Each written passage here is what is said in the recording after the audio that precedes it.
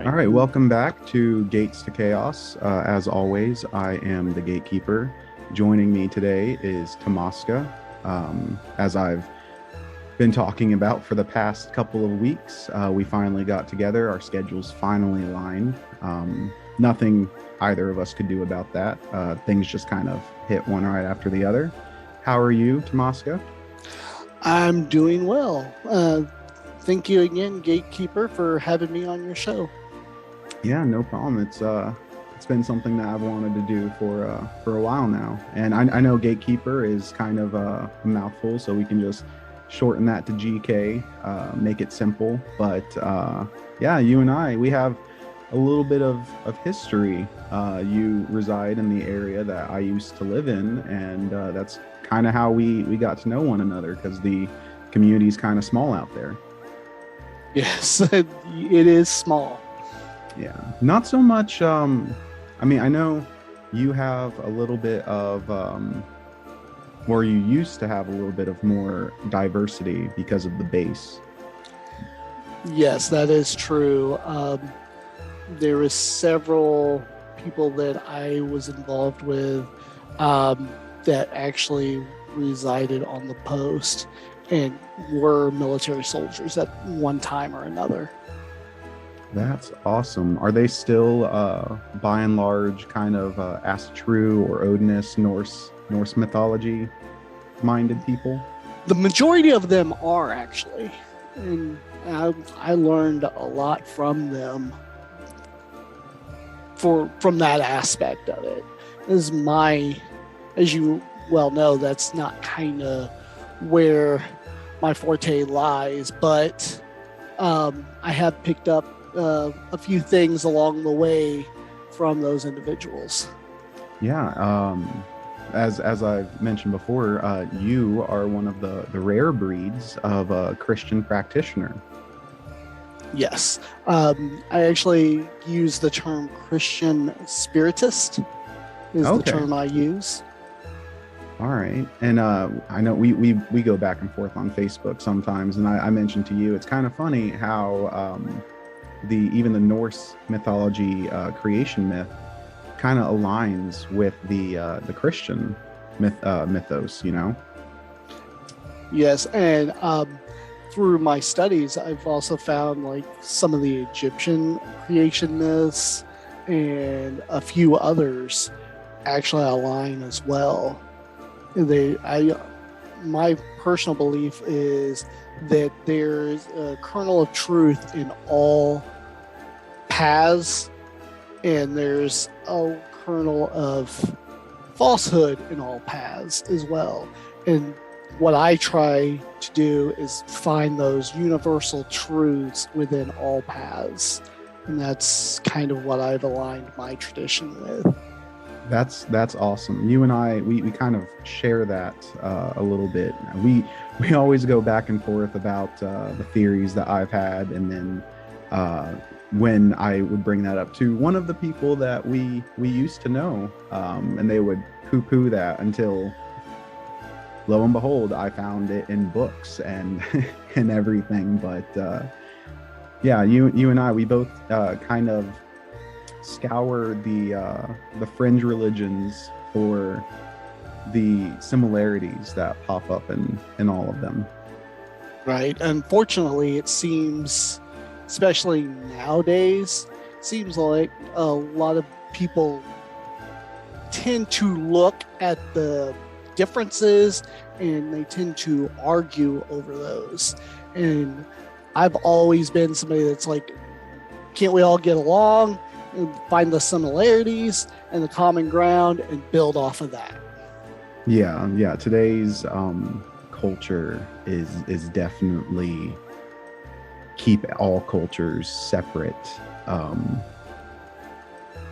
Build the fences and don't step a toe on someone else's lawn. And I think that's kind of funny because you know, someone needs to go back in time and tell our ancestors all of the trade that we would do.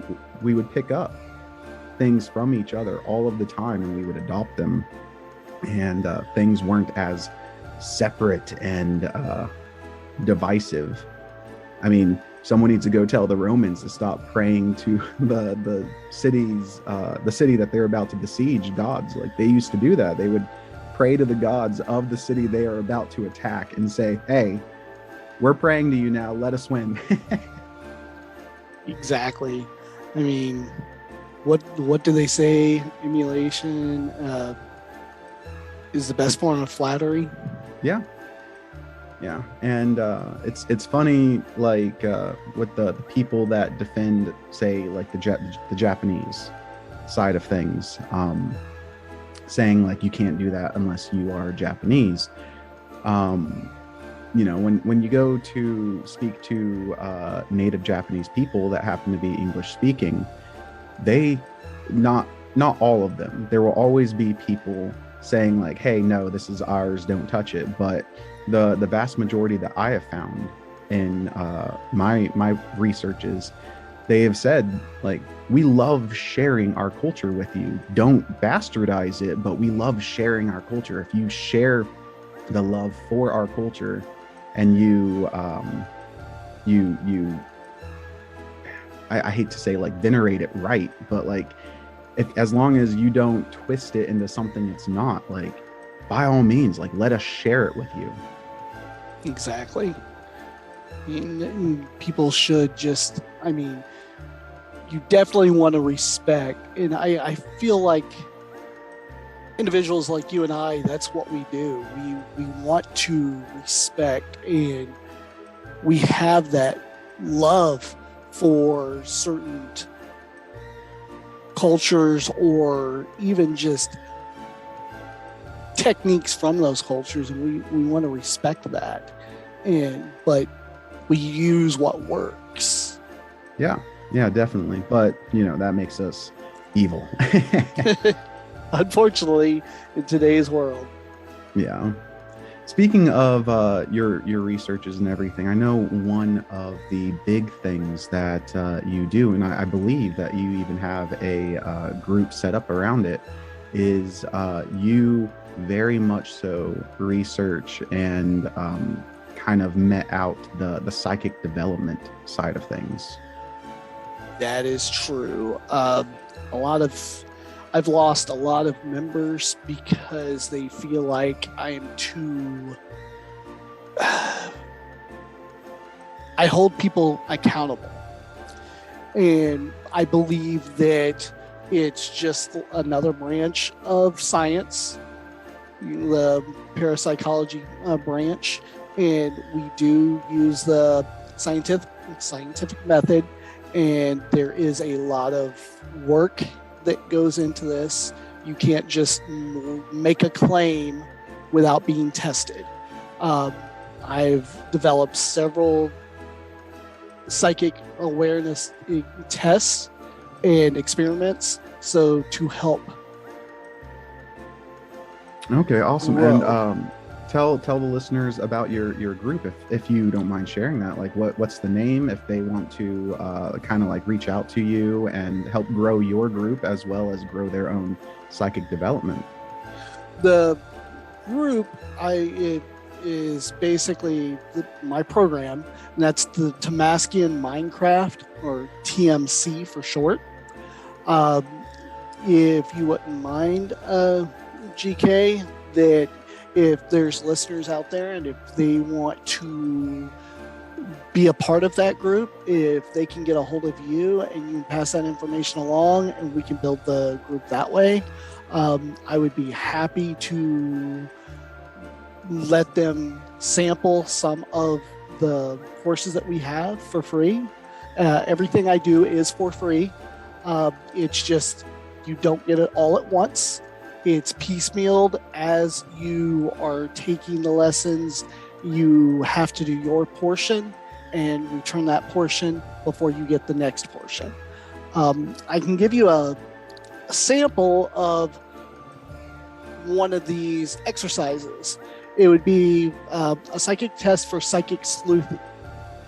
The idea here is to become more adept at being able to locate missing people. What you would do is You would need at least 3 people for this.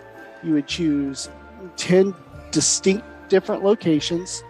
You would pick out one of these locations randomly and have one of these 3 individuals go wait there.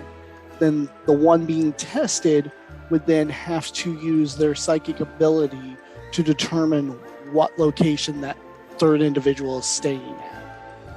And you would test this at least 10 times. You would have to take this experiment 10 times to see whether or not you actually are skilled at psychic sleuthing. Hey, that does sound awesome. Like I love the fact that you introduce the randomness into it, so that way like it doesn't just become a pattern. Correct. And you definitely have that scientific method behind it. And so yeah, if the listeners out there want to email me at gates.2.chaos@gmail.com, like I always include at the end of the episodes, I will pass along your request to Tamaska here. Like myself, Tamaska is a professional individual. He's not a professional witch, as they like to call themselves now, as if that makes them more valid.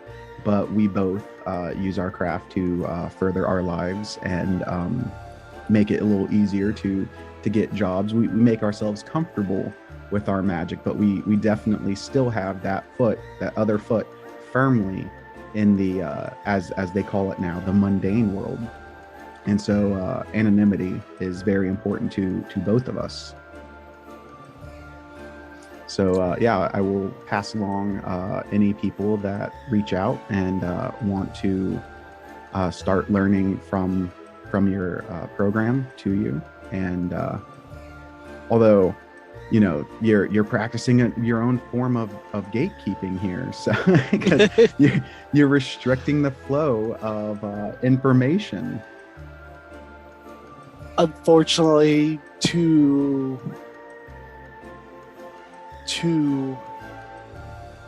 safeguard my identity, that's the best practice. And unfortunately, that's what we have to do nowadays. Yeah. And I mean, gatekeeping has always been a thing in all practices, any magical practices. And if you go to be classically trained through one of those closed practices, as they call them, they're going to stop you from reaching out further than what you've learned. So you requiring people to do the work first, like, though it might be looked down upon because you're not some ancient closed practice type of thing. That's how things are. If you are classically trained, you're going to be required to do the work before they allow you to move on. Exactly. And otherwise, I mean, nothing's stopping anyone from making grandized claims and without being able to actually test and show the metrics that you're using to gauge one's claims.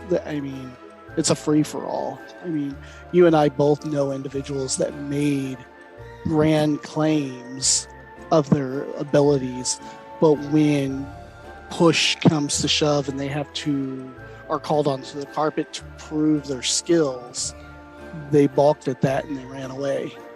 Yes, absolutely. That's okay. So that for our listeners out there, here's a little like spill the tea moment. We're not going to name names or even like group names or anything, but like I myself have been kind of tested in a way by Tamaska. The area would hold biannual psychic fairs once upon a time, and tarot readers would volunteer their time. You don't get paid for this, and all proceeds, people pay $5 a reading to get these tickets. They give the reader the tickets, they get the readings and everything. All proceeds go to the no-kill shelter for for pets in the area for that have been given up by their previous families. And I've been recorded by Tamaska, and he would tell me things later on if they happened or if they didn't happen. And I didn't know at the time I was recorded, but then so you've recorded me twice now, I believe. Yes. Yes. Anytime I go to events like that, I am actually recording the readings I receive. And just so everybody's aware, I do the same thing with the readings that I'm giving as well. So every reading that I gave at one of those functions, because later on I was a reader myself, I recorded every one of those and was able to go back and see where the hits and misses were. Yes.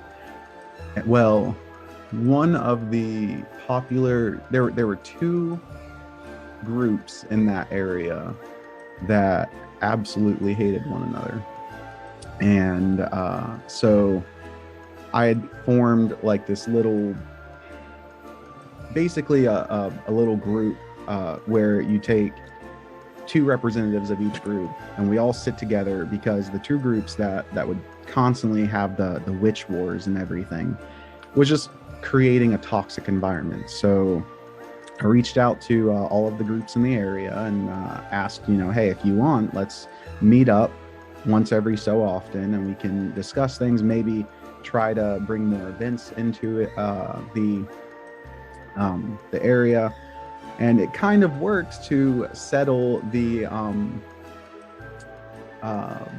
witch wars between those two groups. But then one of the more frivolous groups that basically turned everything into a party and an orgy started inviting people that were making these wild claims. The Christian werewolf was a big one.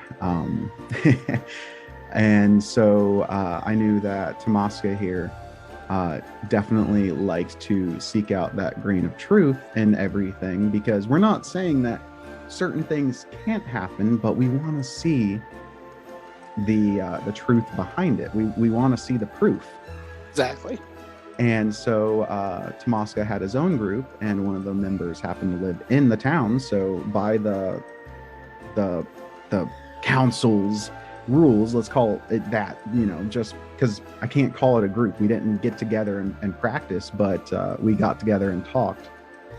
And so I invited him along, and the first thing he did was contact the Christian werewolf and ask her questions. And I believe all of the answers she gave you were practically right out of Twilight. And then she got uncomfortable, and then everything kind of fell apart. Yes, that's exactly true. And that's something else that I have to do with the scientific method of the way I seek the truth is I've got to be on top of the pop culture references. And you'll be amazed on how many of those references are just running rampant out there. And you got to filter through that to get to the actual real deal.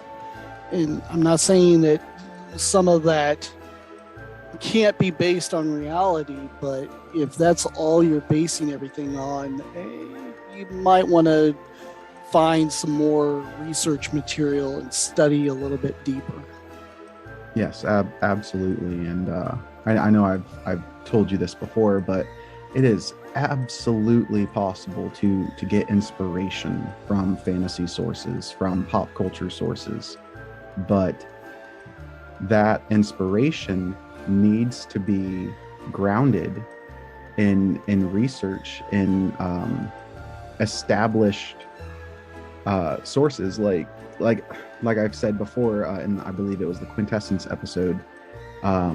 Older doesn't necessarily mean better, but they lived and breathed magic back in the day. So they understood it better than the current religious mindset of the science worshipers. And science, I am a man of science. My career is based in science. I do believe in science, but it is still a religion. And people hate hearing that, but the numbers are made up. Like, they don't always align perfectly. The math doesn't always align, and there are certain math constants that can't be proven but are just perceived as true. But maybe I'm getting off on a little tangent here. We often do that. Yes, we do.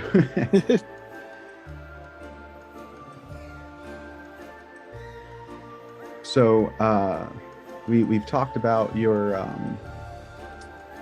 psychic group. I believe you also have a paranormal investigations group. I'm not going to ask you to share the name of that group, but what have you gone to investigate? What have your findings been? Like, that's something that I've always wanted to get into, but I've never really settled down in an area long enough to develop contacts and friends that are willing to do that with me. The findings locally seems to be a lot of just legends that grow into themselves. There's one spot in particular in the area that's referred to as Crybaby Hollow. My firm belief in that is that it was started as a hoax and took on a life of its own as a thought form because of the popularity of the location and the ease of getting to the legend stories. And I have went there. I have had experiences where you do hear noises almost like a baby crying. You do see red eyes. So I do have photos. Eventually, I may be able to share those that do corroborate some of these stories, but I'm still a firm believer because I can't find any factual evidence of an instance that would cause this behavior besides just a legend growing into itself as more of a thought form. That's the biggest one my group tends to investigate around, because the ability to create that thought form with the well-known Philip experiment is something that my group tends to focus around, and this story just helps kind of get more information and more data for that. Yeah, for that area, I know the two main well-known, for the locals at least, lore is, or legends, is Crybaby Hollow, as you mentioned, which I've not been to that one, and then the other one is Goatman's Grave. Yes.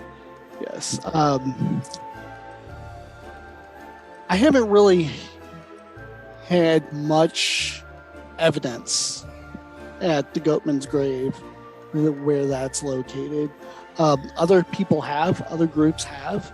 So I'm just saying my group is not really focused on that. I think we went a total of 3 times to that location.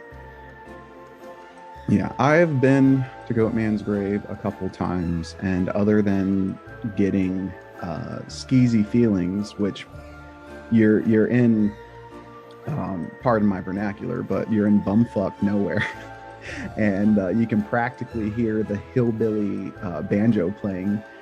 I can't say I've really experienced any ghosts or things out at Goatman's, which others have. So I'm not saying, like you're not saying, that my experience or lack of experience supersedes any other thing. That's something that the atheist or the science minded people kind of do is, well, I never experienced this, so it must not exist. Right, right. And that one, that's a place I actually, my group needs to go back to. Um, because there's certain experiments I want to try there, but I have not yet any evidence out of there. Honestly, I didn't even feel any presence there. It's kind of like what you're alluding to, that you're out in the middle of nowhere and you're more worried about the local rednecks coming out with shotguns than you are a spirit coming out to reach you. Absolutely. Yeah. So, as I've kind of mentioned before, I believe I am correct in saying that some of your practice is centered around like Enochian magic.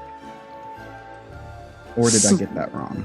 Some of it is. That is a new practice I'm taking up. I am not that well versed in ceremonial magic, and Enochian is on the ceremonial side. I'm more, my talents are more into astral projection and psychic dreaming, as well as dream influencing. Though those would be my talents. Okay. All right. Yeah, I've never looked into the Enochian side of things. I have done research into ceremonial magic. I have some practices that have infiltrated my personal blend of magic that came from ceremonial magic. But I can't define myself as a ceremonial magician, which, and I'm going to get a lot of flack for this, but like, if you are interested in ceremonial magic, expect to spend some money. The books might not necessarily be that expensive, but it is a very much so heavily tool-based practice, and the tools have to be just so. They might not have to be made out of pure silver or gold or anything that they might have been required back in the day, whenever it very much so was the poor people have the low magic. So we're going to call this high magic because it was very much so a caste-based thing. You had the power and the money to have the proper education for it, and so the elite practiced ceremonial magic back in like Victorian England, and the poor people practiced low magic, and that's where the high and low terms come from. At least in my researches, though it can also be attributed to them reaching out to the higher realms with ceremonial magic, and the lower realms here for low magic, because you're affecting more of your personal life. But yeah, I agree. The cost can be high. Individual that I was learning a few things about ceremonial magic from told me that the robes have to be pure silk. ooh. So yeah. And I mean, he went into an elaborate explanation as to why. And I looked that up, and I was like, okay, yeah, that does fit. But I was like, yeah, I'm not. I'm okay with not having a silk robe. Yeah. I mean, I'm sure it feels great on the skin, but Yeah. I don't think I could get a robe made entirely of silk. Just personally.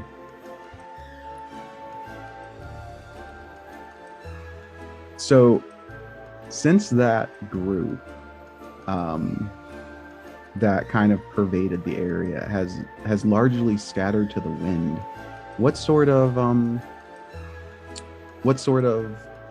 groups have you seen popping up in the area, or if there even is a community around there anymore? I know that you said that they finally started getting the psychic fairs back up and running. So how's the culture been for you?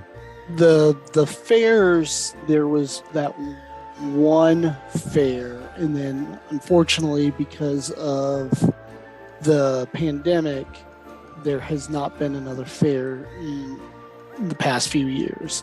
Right before the pandemic, a well-known pagan community group was actually going to have a summer festival for, like, it was a 10-day festival, it, like 3 miles from, well, actually less than 3 miles from my home. Oh wow. But that, because of the pandemic, they had to cancel, and they have not rescheduled. It is a well-known group. I'm not going to mention the name. Some very well-known authors of the pagan community are the ones that put that on. And I'm hoping they bring it back to the area, but I haven't seen any forward movement on that as of yet. The local community, there is a Facebook group that still runs locally. They still reach out and do a lot of community work with the local post and they're trying to get the chaplain on post to allow more pagan style services, and they are more Norse based. That is something that's, I've got a finger in that, but mostly that is another individual I know that's spearheading that campaign. As for the local area that you're referring to and how it's splintered off, I think there's still a vacuum there. I think it's still splintered. Yeah, that's something that I've kind of noticed everywhere. It is very hard for groups to get up and running because we have so much ego in the magical practitioner side of things, because we feel that we are channeling these forces bigger than ourselves in order to enact change in the form of our spells and our ritual work. And so and especially with the pop culture that is infiltrated everything, everyone has chosen one syndrome. And so when a group is setting itself up and they join and they're like, well, I want to run the group. Well, no, you can't, because you just joined. We're trying to get everything running. Well, then I don't want to be a part of it. Like that's kind of what I'm seeing. They all like squabble against one another. And in my current area, it is so factional based.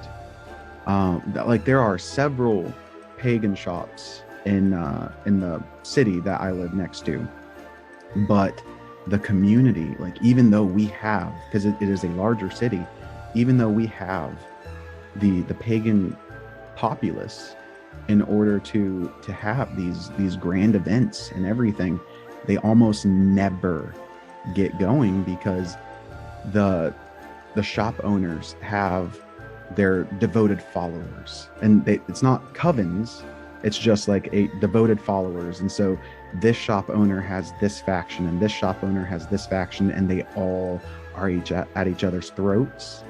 And when one person is trying to start a group, the other factions, well, not start a group, but they try to start an event. The other factions say that they need to boycott it because they hate the person that is creating the event. Like, it's so funny, and that's something that I highly am envious of the Christians, and their ability to gather. And if this area could just put aside their just sheer hatred of one another and their desire to be the only one left standing, like we could have these wonderful events. But that's I don't see it happening anytime soon. Yeah, I've got a unique perspective to that. Uh, Being as I've got one foot in the pagan community and one foot in the Christian community, I will let you know that the Christians suffer from that same syndrome. Churches split all the time due to personality conflicts.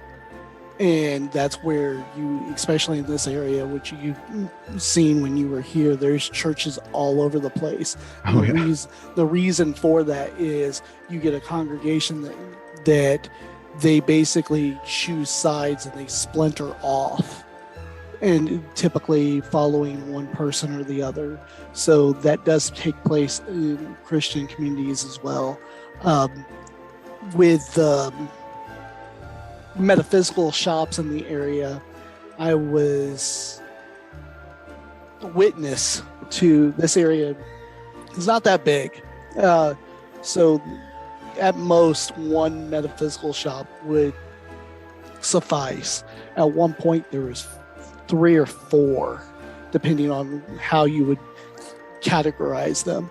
And it was due to people splitting off and these different factions forming, and it turned out it caused all of the metaphysical shops to go under as a business.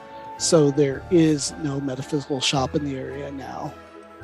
Oh, that sucks. Yes, because at one point, at its height, the local metaphysical shop had probably, I would say, at its height, I counted 80 individuals that were attending monthly sessions, because they would have monthly meet and greets, and the one had over 80 participants, and it just fell apart. And I would say ego got in the way as well as greed. Oh yeah. And the community here has never been the same since then. I even tried to resurrect the community and to write up a plan for how communities should interact that keeps everybody uniformed and together, like almost like a charter. And nobody wanted to get on board with that, because like you said, everybody wanted to be the head poobah, so to speak. And it's like they were doing it for their own ego, not to the betterment of the community. Yeah. As far as you even seeing that in the Christian community, maybe because the only real exposure that I have to Christianity is the Episcopal Church, because I grew up Episcopalian. That's what my family is. So maybe I'm confusing the more structured side of Christianity, because Episcopal is basically Catholic light. Right. And so you do have to train and study for that. So maybe that's why I didn't really see the factions forming and splitting off in those churches, because you don't typically see that in Catholic churches either, because the father is assigned to that Catholic church, you know? Right, and the catechism actually gives you that structure and training that you're referring to. But unfortunately, there's nothing like that in the Southern Baptist churches that this area is well known for. Yeah, I actually dated a Southern Baptist in high school, and the couple times I went to church with them was a little strange, just for me. I grew up with hearing hymns sung in church, and they're going, I don't know, they were singing, it was like they had a band. And sure, it's more lively, but it felt off to me. Yeah, that's the new trend. I grew up with, like you, hearing the old hymns, which I love, and I actually incorporate the old hymns into my practice. Um, but yes, a modern contemporary look is to have bands and their services now, and that's actually what caused my grandmother's church to split. Mm, Is that they wanted more contemporary music, where half of the church wanted just the old hymns. So that actually is what caused her church to split. wow. I mean, I guess you have to tailor it to your audience, I guess. Unfortunately, that's it right there. Instead of actually getting together as a community that all share the same belief, it's becoming more marketed as a business. And once you start doing that, that's where a lot of this tends to erode, is they start following suit with more business practices, or trying to come up with ways to get more people into the flock, or to, bring others in, and it loses that spiritual touch to it. Absolutely. Now, I do kind of want to backtrack a little bit.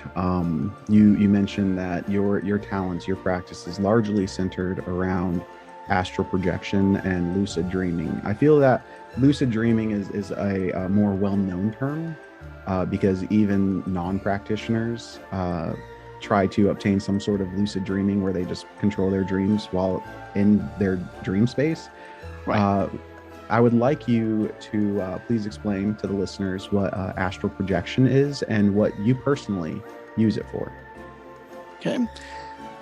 Astral projection is where you can actually separate your spirit from your body. So it's your that's the easiest way I could say it, is you're actually separating your spirit from your body. The way I personally use it in my practice is I use that more for dream walking, or for visiting other planes of existence. So it does take place while I'm lying down, typically at nighttime. I'll lay down, I'll meditate, I'll separate from my body. And a lot of people do confuse it with lucid dreaming, but there's a slight difference. Lucid dreaming is still in the dream state, whereas astral projection is in either this reality, just a different plane from the more on the astral, or in even higher levels of consciousness. And I do this to either speak with dead loved ones, to remote view other physical locations here on this plane of existence, or even to speak with other entities. That's how I use astral projection. Now, lucid dreaming, you can take control of your dream. That is, like I said, more in the dream state. Okay. That's what that is. Now, I can also, and this is where I call it dream influencing, where you can not only influence your own dream like lucid dreaming, but another aspect of astral projection is I will go visit another individual while they're asleep and influence their dreams as well, putting in different imagery, hypnotic suggestions, things like that. Okay, that's very interesting. It's very almost hedgecraftian, if that's a word. Especially since the pop culture has kind of tried to insist that hedge witches just means people that are self-taught now. No, to ride the hedge is to travel the different planes, the different worlds. It's very much so like what Tamaska here is explaining, where he goes to different planes. So when you were describing what you use it for, like that's kind of like what I thought is like, oh, he's very much so a hedge witch. Yes, I've actually been called that several times. Okay, well that works out. So I'm not sure how long we've been recording for already. Do you do what? Been I would say 30 minutes or so. 30 minutes. Okay. So do you have I'm trying to keep them a little more bite-sized than some of the other podcasts I've listened to, because I typically use podcasts while I'm driving to work. But Right. do you have any topics that you want to talk about, or even any topics that you want to ask me, or anything? Well, I'd like to go into more of my Christian background, as well as give you the short version I told you already in a message about how I got started in the paranormal. Yeah, absolutely. So- I'd love to hear it. Okay. You mentioned about my practices of astral projection and astral travel, as well as lucid dreaming. I'd like to give you a little backstory on that. The idea of the supernatural has always intrigued me. During my teenage years, I would watch shows like X-Files, Encounters, and Sightings. And I was reading a fantasy series that we both know, and it talked about dreamwalking. And so I was in high school, my psychology class, I was given a chance to do a short research paper on psychic powers. And I didn't have access to the internet. It was very new back in those days. So I had to go to the school library to do my research. And I found a book that discussed the topic of psychic powers, and it included a chapter on lucid dreaming. Well, I checked the book out. I went home to do my research. My stepdad noticed the book and asked what I was reading. I explained to him the topic of my research paper, and that it included lucid dreaming, and kind of explained what the book was going into detail of saying what that was. My stepdad looked over at me. He was like, I do that. And he was like, when he goes to sleep, he would envision himself in like a scene of a movie. Typically it was Westerns for him. And then he would go to sleep and he would dream those. And I was like, you know what? That sounds like a good idea for my research paper. So I wrote up a little experiment, and I tried that experiment. I would write down what I would call dream skits. It would just be a short little imagery of a scene, and then I would dream that. And I did that for a few nights, and then for the grand finale is I decided I would try what I've seen in these fantasy books of being able to go into someone else's dream. So didn't know what that was, completely got it from a fantasy book. But then I wrote out a dream skit that I was trying to give my then girlfriend. Went to school the next day, talked to her, and lo and behold, she had the exact dream with the dream skit. I pulled out the piece of paper because I asked her, hey, did you dream anything last night? And she goes, yeah, actually I did. And I was like, can you tell me about your dream? And she was a little embarrassed, but she did. And then pulled out a piece of paper out of my pocket and handed it to her. She was shocked because it was literally pretty much the same scene that she dreamed. Wow. So that was how I got started with that in my practice. And then that actually got my popularity of, Tamaska, he's the guy that can do that. And a few people wanted me to do it to them to see if it would work. That's awesome. Yeah, I kind of know what you're talking about when it comes to like being known for something, because as you know, I mentioned before, like I've always had those paranormal encounters and everything, but I didn't even think about this until later in life, like after I'd been on this path for like 6 years or so. But I used to give tarot readings, but not tarot readings. I used to use Yu-Gi-Oh cards, and I was pretty well known among my friends because I did that back whenever I lived in Hawaii, and I was pretty well known among my friends for getting things pretty accurate. So that's funny that you also kind of became known for that. Could you please like describe your process of implanting dreams into other people's heads? Yeah, it sounds so simple. It's the same process that you would do for lucid dreaming.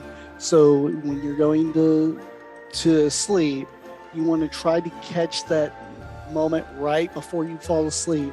And the key is to think of the individual. So you would need to try to create a bond or a psychic link with that individual. Mm-hmm.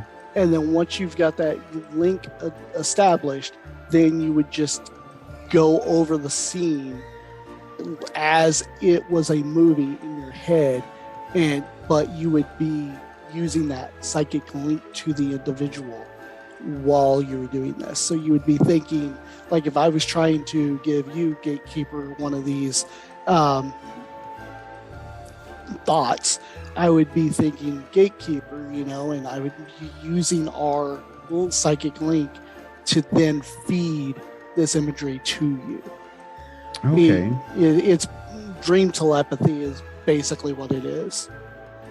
It's almost Constantinos in a way, the author of Yes. the Nocturnal Witchcraft.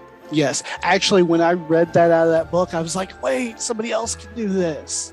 Yeah, because for the listeners that might not have read his books, Constantinos writes a 3 series books of Nocturnal Witchcraft.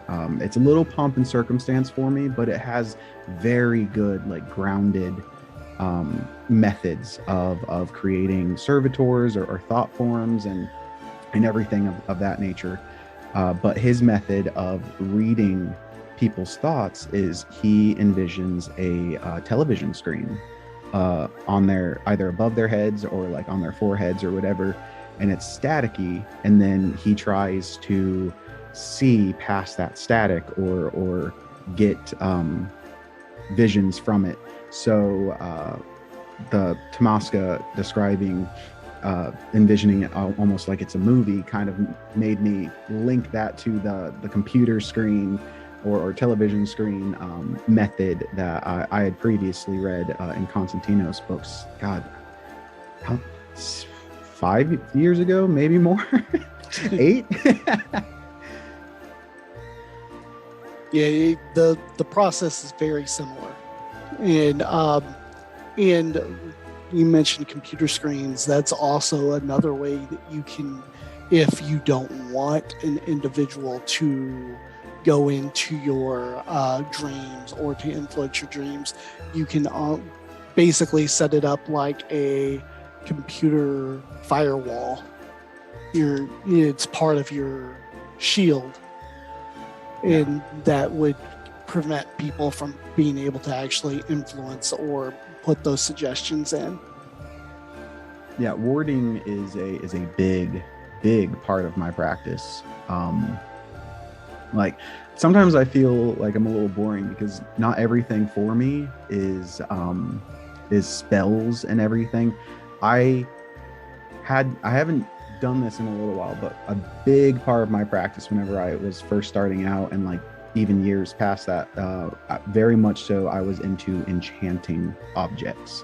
I loved imbuing an object with a specific magic that would persist even without me constantly feeding it energy and everything. But because of the nature of spirits and coming and waking me up, even after I got rid of the Shadow Man. Warding became a big part of my process, so that way I would not experience anything at night. But that's just me personally. Well, that's something in my program. I cover the shields early on because I feel like you need to know how to shield before you do some more advanced working. And a lot of people get kind of hung up on like, oh, I want to go past this. It's like, no, you need to master this first, and there's a reason for that. Yes. Because you know, unfortunately, sometimes you got to learn the hard way, especially if you don't have anyone to guide you in the beginning, and it'll open doors that you might not want to open. So it's best to start off with shielding first. Absolutely. I know that I keep saying research, but as Tamaska here described, in my zeal, in my youth, I would often skim things and then just like rush to the part that I wanted to experience. And so even to this day, like I will pick up books that I have managed to keep, because rule number one, first off, never lend out your magical books. You will never see them again. That's true. Yeah, that's so true. I have bought one of my favorite books, and it's a wonderful book to start off with, and it's more kind of like neutral, is Paul Huson's Mastering Witchcraft, a practical guide for witches, warlocks, and covens. I believe it was published in the 1970s, and so it's a little older, but it is a fantastic book to start off with.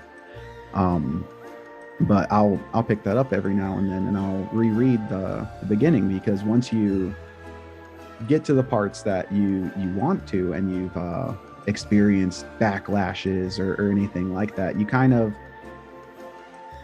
once you experience the fun stuff, you kind of settle down, and then you can reabsorb things that you might have previously realized that you or previously thought you had mastered. So always go back and reread books years after you first read them, and you will be surprised at what you pick up in the rereading once you have your basics kind of like grounded out, despite like you having read it before. So you'll discover new facets of things that you hadn't even thought of. It's really good advice.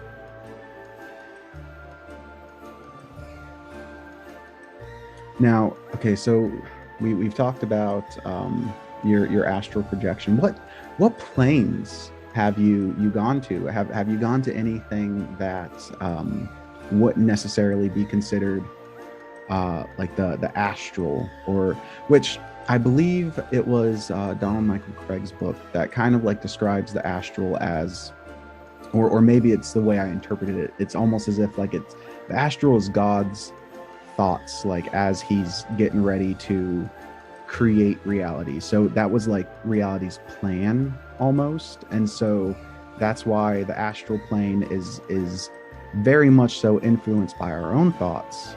And it's more of like a mental scape, because it's not like, it's not reality, and it's not the celestial realm. It's not one of the higher planes. It's like in between. And so it's like that step before things start to manifest as like the elemental planes, and then the middle plane where we reside, you know.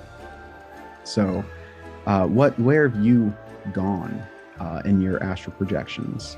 I tried to go to the collective unconscious and try to just see what I can learn there.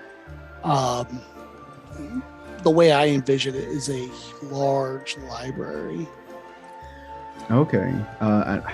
I could be wrong here, but isn't that also what people call the Akashka files? Yes, Yeah. yes. Yeah, Cosmic Records. That's I go there. I've went there several times just to kind of. That's now you're now you're getting me to spill some of the beans. It's more of like if I'm trying to, and I'm using air quotes, psychic spy, if you will, I'll go there to see what information I can gather.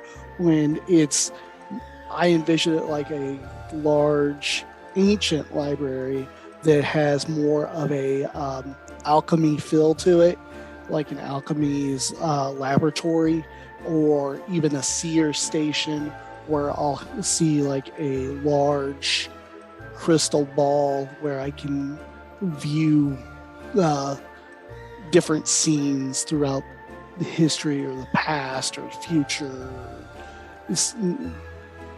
insights into one's life. Okay. Wow.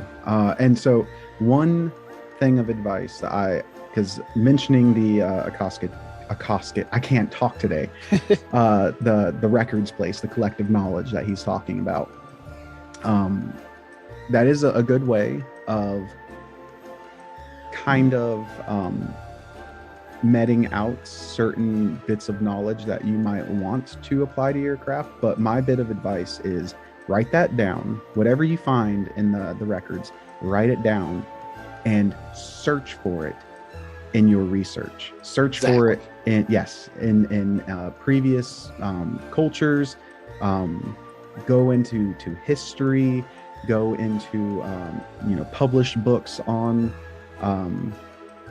magic or anything like that, but search for it. And then once you find it, you're like, okay, aha, always seek that like second validation, because otherwise you're I've noticed that the people that refuse to do that very much so fall into the they're just role-playing mindset.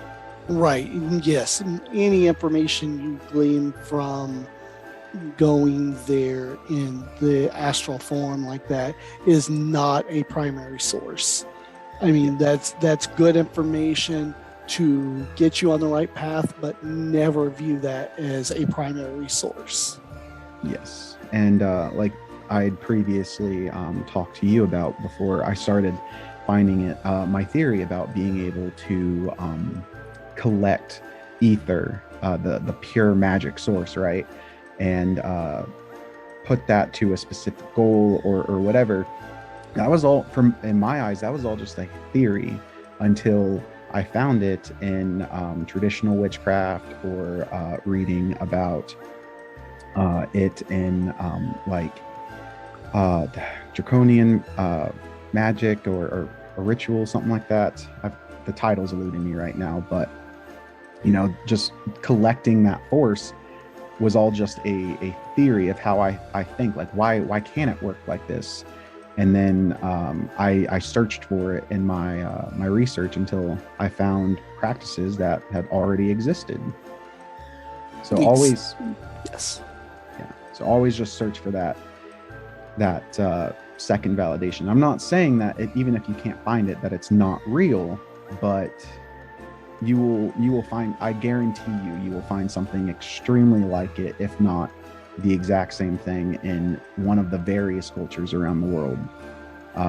We have 7.4 billion people on the planet right now, and all the people that came before us. Like, I guarantee you, more often than not, what you're coming up with, what you're discovering, especially since it's in the collective knowledge, isn't original, and so you'll be able to find it somewhere. Right. Yeah. And when you do find it, that validation that you feel is just unbelievable. Yes, definitely. Like, and every practitioner will go through this, in my opinion. Some people call it like imposter syndrome or whatever. I have existential crises, as I call them, because I heavily believe in magic. I believe that it's real, that it's a force in and of itself. I don't believe that you can necessarily touch it, but you can feel it. It is almost tangible.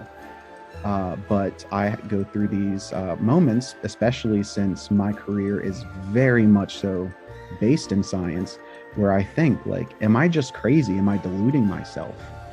And so then I start to wonder, you know, why I believe this stuff. But 5 years ago, I was visiting Missouri, helping my parents move into their new house at the time. All my family is scattered out of Missouri, and my aunt came from North Carolina to also help them. And she has a problem with migraines, and so I was trying to heal her in a way. I told her from the get go, because she knows what I believe, and she doesn't think it is bogus, or that I'm doing it for attention like my father did. Um, but I told her, I'm like, my forte is not healing, but I can try and suck it out. Like, how I try to heal is I envision whatever's ailing the person as like this inky blackness, right? And I pull it out and I replace it with a more neutral energy. And then I will feed that blackness from my own body into a flame, or I'll ground it, or whatever. And while I was doing this, she said that the entire time it felt like there was electricity running through her head. And she said that she had gone to a place in North Carolina, a spiritual shop that tried to heal her, and she's like, I didn't feel anything with them. They just walked around the room chanting, and she's like, you're just sitting here and you're not saying anything. But I told her, like, there's something thick in your head that I can't suck out. I don't know what it means, but she contacted me a few months later, and she's like, I just wanted to let you know that I went to the neurologist, and I have enlarged veins in my brain, and if they had gone without notice, it could have caused a stroke. I just found it funny how you knew. And that is what stopped that particular existential crisis for me. Yeah, because that's validation right there, that although it might not have been your forte, you were on the right track. Yeah. And I told her, I'm like, can you please tell my father so he'll stop thinking that I'm crazy, or I'm just, an attention whore.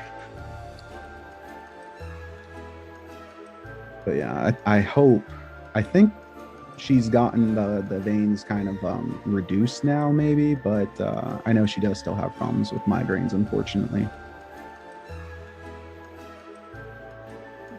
But yeah, if you are a healer, just know that there are going to be things that you cannot heal. I do believe in the holistic healing side of things. I do believe in energetic healing. However, not everything can be healed away in that way. We have to do not ever tell someone to not go to a doctor. Right. Energy healing is no substitute for actual doctors. Yeah, unfortunately, I know a few people that's all they do is just the holistic healing, and it's like, no, you need to go to see a doctor. There's only so much that this can do. Yes, absolutely. Especially if you have chronic pain or a chronic illness, going and seeing the holistic healers is fine, but go to your doctor first. And if the medication that they prescribe is working, but it's not taking away all the pain, go to the holistic healers as well. Supplement both. Yes.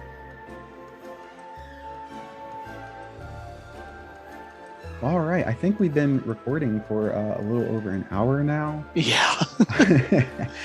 I know you have a company right now. Is there anything that you want to talk about? Anything else before we close this off and say adieu for now? I just wanted to touch base more on my Christian side. The term I go by that I use is Christian spiritist, and basically what that means to me is I still hold true to my Christian beliefs, but I do believe in the more metaphysical, more spiritual, and magic side of things as well. And even from a young age, I grew up in a Southern Baptist home where my grandparents and my mom read the Bible out loud. And at the age of 13, I started reading the Bible myself, and I kept on noticing concepts throughout it that were magic. And I studied more, and the deeper I studied, the more I kept on seeing the magic and supernatural in the Bible. And combine that with just the idea of supernatural in general, that's kind of what has tailored my belief system. Yeah, definitely. The Bible is rife with magic and the supernatural. And I'm not just talking about Jesus's miracles either. In like Southern hoodoo, Appalachian hoodoo, it is heavily Bible based. They use the Bible as its own magical tool. And I was listening to one podcast, and I don't have permission to use names or anything, so I'm not going to name it. I'm not going to name the author, but he was talking about how, because his practice was like hoodoo based, Appalachian hoodoo based, and that some of the practitioners would use their Bible as they'd take it out into the garden whenever they're like banishing something, and they would put the nail down or whatever that represented the person. They would use the Bible to nail it into the ground, because the Bible is its own source of that primal power. So I'm definitely, though I try not to tailor to the Christian side of things, because as we've discussed before, I am a member of the LGBTQIA plus community, and so I know a lot of us have had a sour taste left in our mouth from the Christians out there, and I know that you do not subscribe to that particular old hatred, but the Bible is still a magical source of things. Right.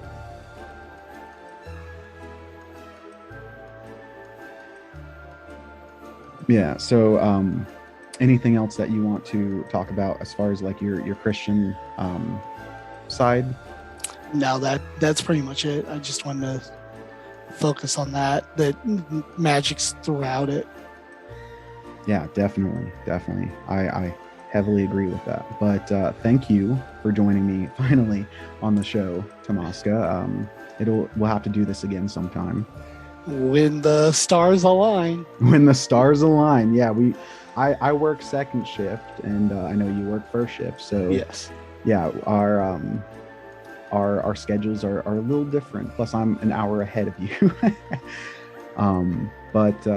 Yeah, thank you so much for having this conversation with me, and for the listeners out there. If you enjoy what you're hearing, pull up a chair around the fire, stay for a spell. Join us as we descend into chaos. If you have any questions, please email at gates.to.chaos@gmail.com. That's gates.to.chaos@gmail.com. Thank you for listening. Stay sane, stay safe, stay magical. I'll see y'all next time.